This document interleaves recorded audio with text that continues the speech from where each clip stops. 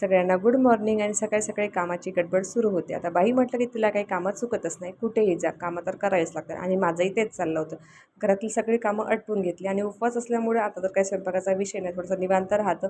आणि मला की नाही ब्लाऊजचं बऱ्यापैकी बॅक साईडचं पेपर कटिंग पण येतं आणि मेजरमेंट पण येतं.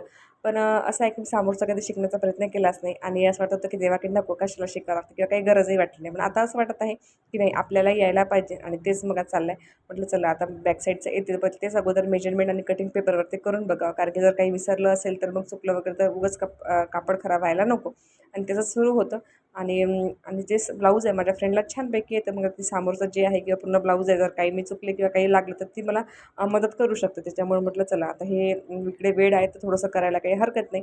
आणि मग तेच काम चाललं होतं, तर तोपर्यंत आमच्या इथली कचऱ्याची गाडी आली. मग कचरा घेऊन खाली गेली आणि ते होत नाही तर मग थोड्या वेळात माझा मुलगाही घरी आला. मग म्हटलं चला बनाना शेक बनवाय, कारण की माझाही उपवास आहे आणि त्यालाही काहीतरी शाळेतून आल्यानंतर लागतंच मुलांना. आणि म्हणून तेच बनाना शेक बनवायला घेतलं आणि छानपैकी आम्ही दोघांनी एन्जॉय केलं. कसा वाटला ब्लॉग नक्की सांगा. चॅनलला सबस्क्राईब करा. सगळ्यांना बाय.